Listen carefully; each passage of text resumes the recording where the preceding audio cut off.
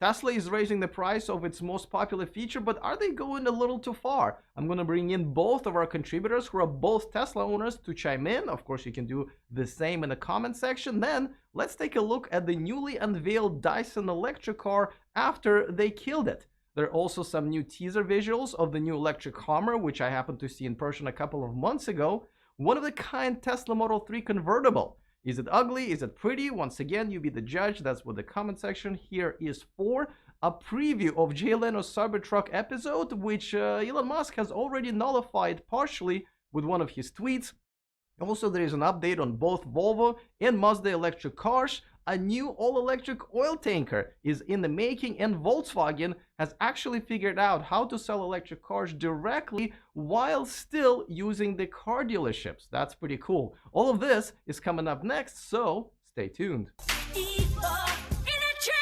Welcome to E4 Electric, your number one source of weekly electric car scoop. If this is your first time here and you are interested in everything that's going on in the world of electric cars, go ahead and click on that subscribe button and the bell notification icon so you don't miss anything moving forward. Alright, so as promised, Tesla is actually raising the price of the full self-driving package, which is actually in no way full self-driving, by another $1,000 on July 1st. This comes about a month after they've rolled out the traffic light upgrade, which is still kind of work in progress. Elon is also once again underlining this package, once it's 100% done and really full self-driving, will be worth about $100,000, since, you know, your car can just drive out and do some Ubering and bring you some money. But is this really the case? Let's talk to both of our contributors, and we're going to start with Inside EV's contributor, Tom Moloughney. All right, Tom, I know you chose not to have the full self-driving package in your Tesla, so I'm wondering, do you regret not buying it in the first place now that the price keeps going up? And also, do you think the latest upgrade, the traffic light upgrade, is worth the extra $1,000?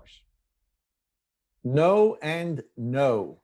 I'm very happy with autopilot as it is now. I use it quite frequently, but to be honest with you, to me, as it is right now, the autopilot works great. I'm not interested in any incremental improvements. I'll pay for full self-driving when it's really full self-driving. When I can get in the car, say, hey, take me to work, and then just nap or read a book and arrive at my destination. Until then, Tesla's not getting any more of my money. If it was available right now, the full self-driving, how much would you be willing to pay, or how much do you think it would be fair to charge for that right now? Well, not $100,000 like Elon tweeted. I know that it's going to make the car worth a lot more money, especially if you're going to use it to make money, robo-taxis and whatnot. But still, to me, it wouldn't be worth $100,000. I can't see spending much more than what it's going to cost now, $8,000, maybe $10,000. I just can't see spending. I enjoy driving. So, you know, to me, it's not that important. So for me personally, I'm not saying what it would be worth to anybody else, but for me, I think he's pretty much hitting the ceiling of what I'd be willing to pay right now. $7,000, maybe $8,000. I won't spend any more than that on it. Now let's talk about the $100,000 price tag that Elon puts on this package as far as the potential is concerned. You know, this is part of his, you know, appreciating asset sort of a concept. Now, do you think it is really going to be so that everyone's going to be using it as Ubers? And at the same time, also, I know you have a spare bedroom in your house. You could be using it as an appreciating asset and putting it up on a Airbnb and making money, but you're not. Do you think that the same issue is going to apply for those who will have Teslas with the full self-driving package at some point? Yeah, I mean, that's, you know, Elon doing his P.T. Barnum impression. He's a great salesman, and, you know, floating this crazy amount of money of what it's going to be worth at some point is really just to kind of get people to order it now. You know, I mean, the whole point of him raising the price, and if you notice it's being raised on July 1st, is really because he wants people to spend that money now in Q2. So Tesla's financials aren't disastrous in Q2 like they're probably going to be. Every company's financials is going to be disastrous for Q2. So he's trying to put a little pressure on people to drop that $7,000 and and make their books look not too terrible. But yes, it's going to be worth a lot more. But no, we're not anywhere near the realm of $100,000, Alex. All right, we're going to come back to Tom in a few minutes because he's got another interesting observation about one of the stories we're covering in this video. But now let's talk to Eli Burton, the president of My Tesla Adventure, who does have the full self-driving package and absolutely loves it. All right, Eli, I just talked to Tom, who does not have the full self-driving package. You do. Do you think it's worth the extra $1,000 for the new traffic light option? So here's the thing. I think the update that we have so far this time doesn't necessarily justify the 1K increase. I think the traffic light option is a little bit early, that I would necessarily say that I would pay $1,000. Like, let's say I paid $7,000. Let's say I had to pay another $1,000 to buy this feature. I wouldn't pay that at this time, no. But basically, it's part of Tesla's ongoing march as they continue to increase the price of full self-driving for new buyers as time goes along. Now, let's talk about what Elon said back in 2017. He essentially said that by the end of that year, you would be able to go parking lot to parking lot, California to New York without touching any controls, which I assume also includes steering wheel. Obviously, it's 2020. It's nowhere near that. At that time, those people, listening to him and buying the full self-driving option for whatever price was at that time, thinking that that's what they're going to get, where, the new car ownership usually lasts from 3 to 5 years.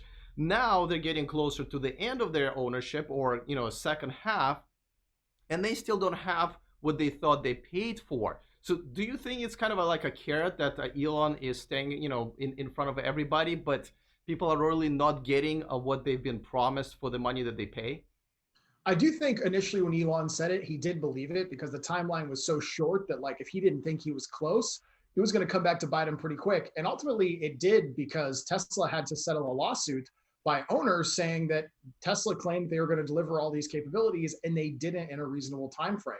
And I actually was one of I forgot how many numbers of owners that actually received a check as a result of that class action lawsuit, because I got a car in 2017 and they weren't on track for delivering that feature like they needed to going into 2018 and 2019. So no, I think Elon's early estimates were aggressive. And from what I understand, they've had to redo a number of components of the autopilot system to make it more robust, to take full advantage of this V3 hardware using these neural processing units. And I think now they're very much on the final stretch of this, but we could still be a year or two away.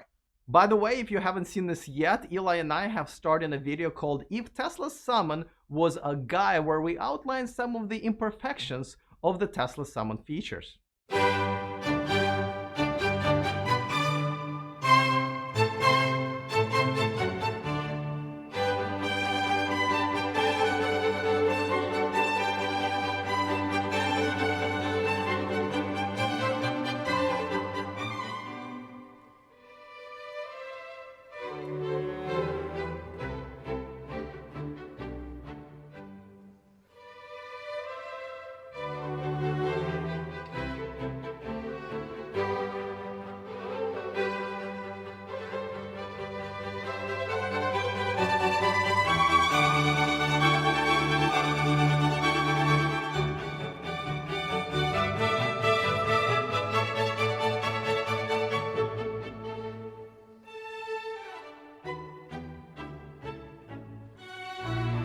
Alright, if you want to know what happens next, I will put the rest of this video at the end of this one. But for now, let's move on to Dyson's all-electric car that they've just unveiled in the Times article. But they have already axed it, because even though they were going to spend over $2 billion on it, $500 million into it, they've decided that they're done.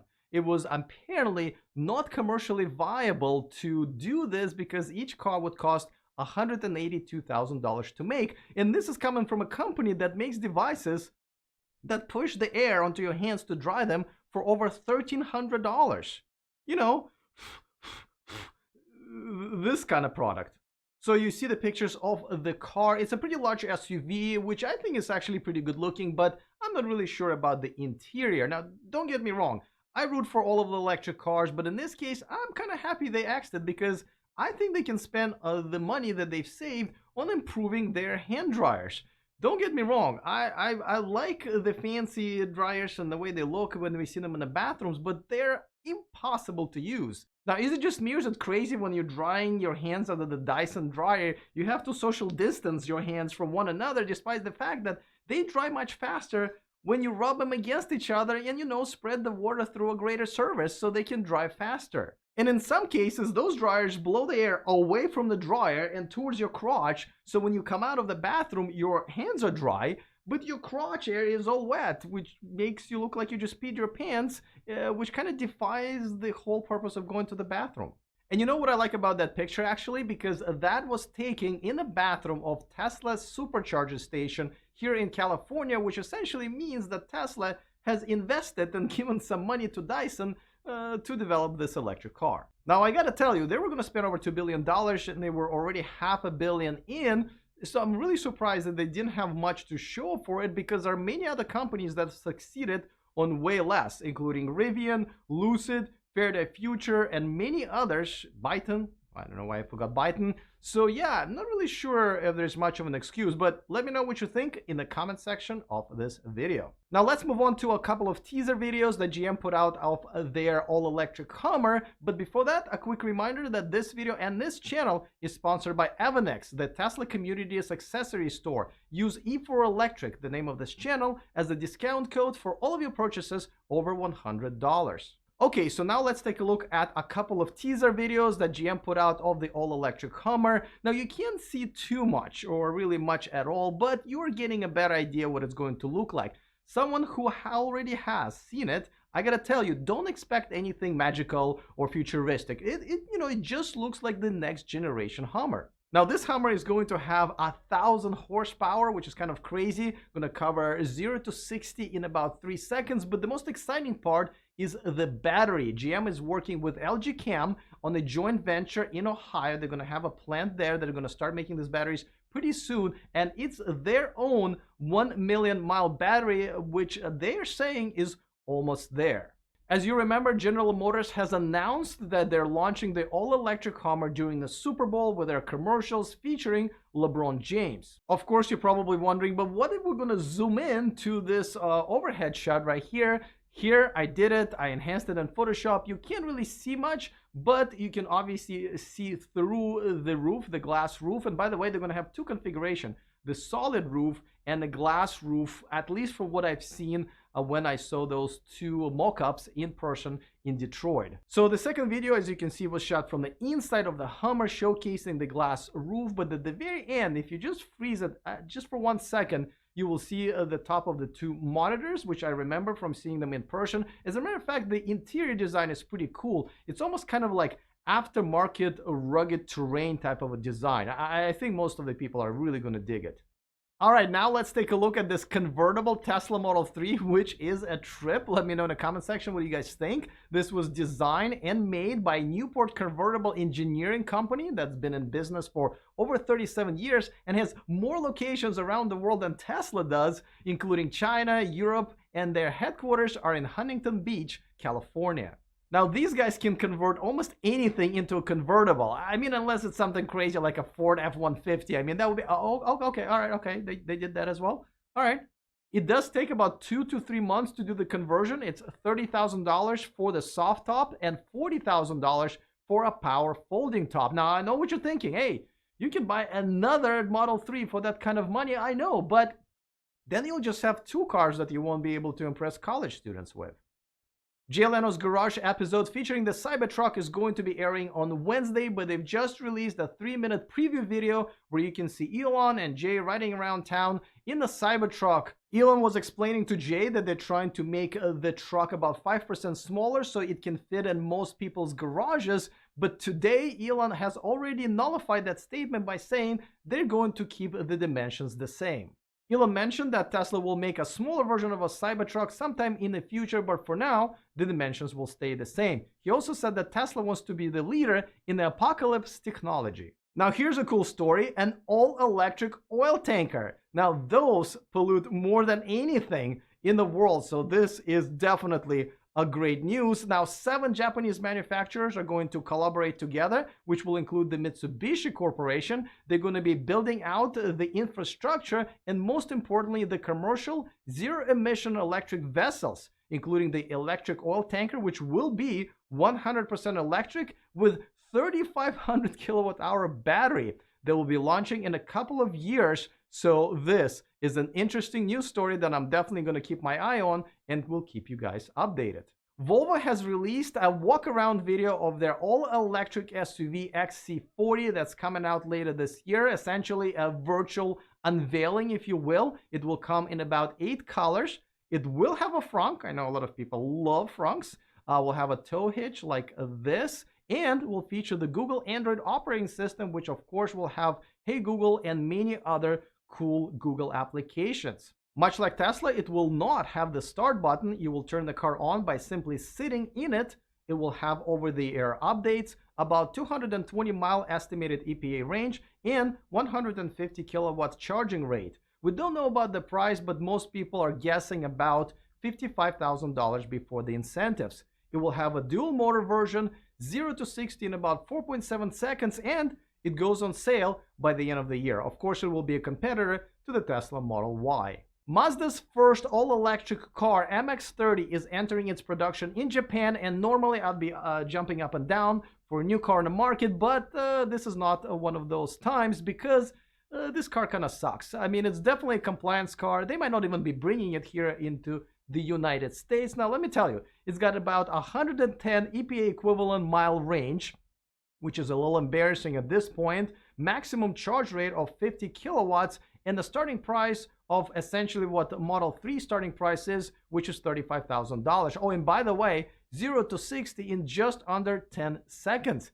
I know some bicycles who can go faster than that. Now, to be fair, there is a bright spot in this story, and I'm going to bring back Tom Moloughney, the Inside EV's contributor, to tell us what it is. All right, Tom. Now, I know that you saw something, a glimpse of something positive in the story, so polish this turd.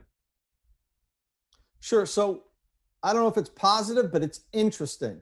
What I found interesting is that Mazda is going to be using the combo plug in Europe. And what's interesting about that is, you know, Nissan has been the big CHAdeMO proponent, pretty much, you know, single-handedly keeping CHAdeMO going. And, you know, the thought was that the Japanese automakers would follow Nissan and that would keep CHAdeMO going strong globally. We know that all the car companies use it in Japan, but when they bring their cars to the US and Europe, what plug are they going to use? Now, we saw last year Honda put CCS plug on their car. And then we saw Kia change the Soul from CHAdeMO to CCS. And now we see Mazda's first EV, albeit a very weak EV, but it has a combo plug for their European deliveries. So that's what I really found interesting out of this. It seems that, you know, the CHAdeMO island is getting smaller and smaller. Nissan's standing there. Mitsubishi's with them, but not a lot of other companies are left. Don't forget to follow Tom on Twitter and Inside EVs. There's some really cool stuff that you will see there if you follow him. I put those links in the description of this video. And don't forget to follow Eli at the Adventures of Starman and pick up one of these babies as well. Now let's talk about the ID.3, which I believe is going to be one of the better electric cars on the market this year. The delivery started in a couple of months. It was unveiled during the Frankfurt Auto Show. I was there for it, even made some friends. Now, here's some exciting news. It looks like Volkswagen has figured out how essentially to sell these electric cars directly to the consumers. Now, they're just trying it out in Germany, but if that works out and they can implement it throughout the world, I think they can really put themselves in the advantage over other legacy manufacturers as far as electric car sales are concerned. Volkswagen has reached an agreement with German retail partners where the dealerships will just be acting as agents. They will organize the test drives, do some of the paperwork, do the vehicle handovers, but they won't really participate in the entire sales process. Volkswagen will do it directly with consumers, and the dealerships will be paid a certain amount that they agree upon ahead of the transaction. Don't forget to support this channel on Patreon, and here's the rest of the video. As I promised, if Tesla's summon was a guy featuring one of our contributors, Eli Burton. Looking forward to your comments. Other than that, see you guys next time, and remember to stay charged.